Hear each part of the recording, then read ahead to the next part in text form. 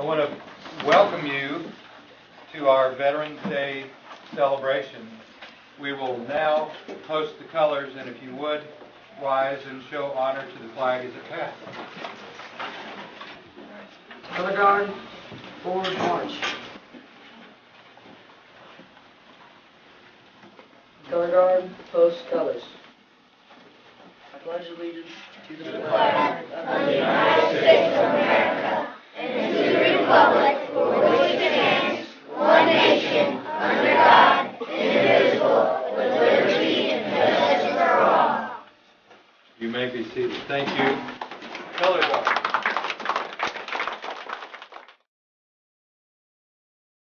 To open up the ceremony and to give all of you veterans a kind of special welcome, we have some musical selections for you. Mrs. Moeller, our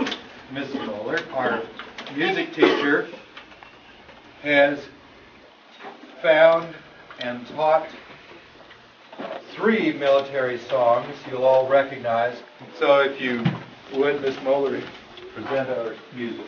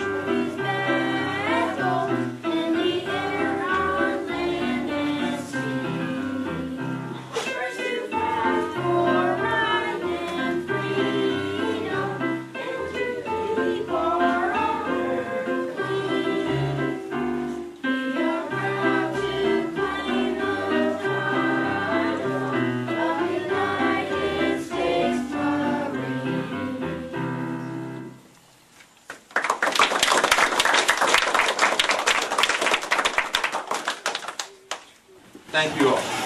You did an excellent, excellent job.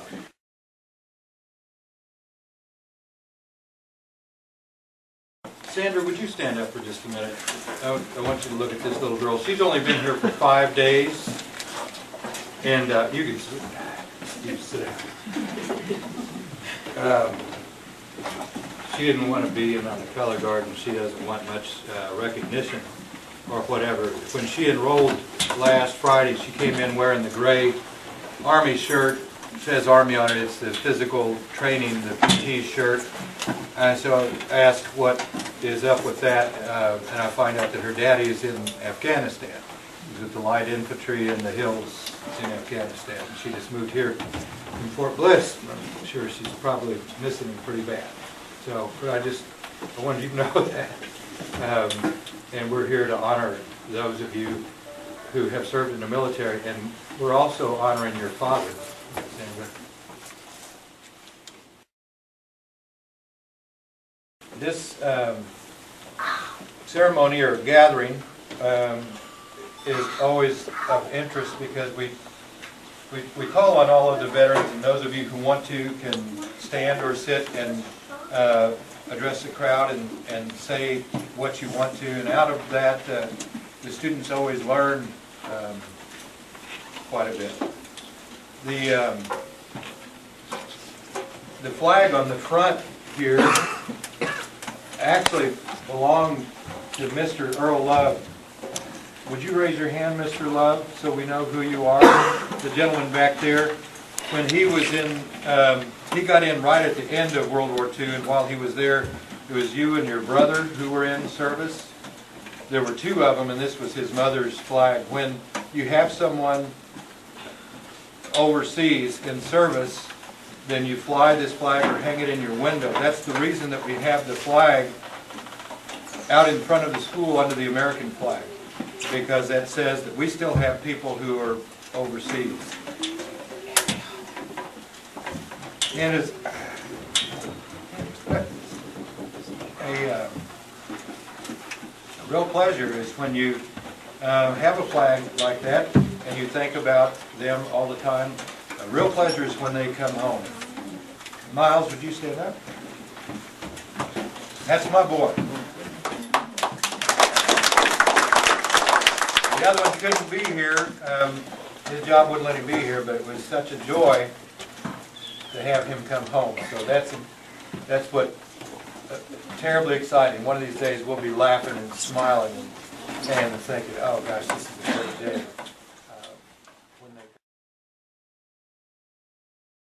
We're in a building called the Luxembourg Library that was given to us as a gift by the people of Luxembourg in 1993, the year of the big flood. In 1944, Luxembourg was invaded by German soldiers, and American soldiers, airmen, kicked them out. They beat them and got them out of there in what's called the Battle of the Bulge. Yeah, it's right up there. Thank you, Demetra. In that battle, Mr. Schaefer was a 14-year-old young man, 1 week away from his 15th birthday, and had the Americans not invaded, 1 week later he would have been in a German uniform and we would have been shooting at him and he might not have been here. When the flood happened in '93, the people of Luxembourg raised money and said, we want to help pay back America. So they raised a bunch of money and they came here and said, what can we do for those places that were damaged? And so they came, Mr. Schaefer and the ambassador from Luxembourg and one other fellow, and they said, what would you do if we gave you some money? And we said, we'd build a library. So they gave us money and we built this library. They had two rules, and that was put our name on it, which that's why the name is on the front, and get it done in 2 years, which we did. So that's why you're able to have this beautiful library, because American military folks helped save another country, and that country. 19,000 American soldiers lost their lives in the Battle of the Bulge. One of them didn't lose his life. His name is Otto Plackey. Mr. Plackey can't be here, but he wrote a letter and he sent it. And I would just normally put it in the file, but it meant a lot to me. It's just a hand scratch thing. You can hardly read it. He was the last survivor in his platoon in the fight near Edelbrook, Luxembourg. Everyone else didn't come home. And he says, to Mo City, I'm recuperating, as is Betty, my wife, in a sort of rest home. I've had pneumonia, but getting better. Shaky though, as you can see, we would both love to be there on November the 10th, but must beg off. We are so sorry. The people of Luxembourg are so gracious. Thanks for asking us, Otto and Betty Plackey. When Mr. Plackey was here, he told us his story. He was pulled out of the fight in southern Germany and ordered up to Bastogne to relieve the 101st Airborne.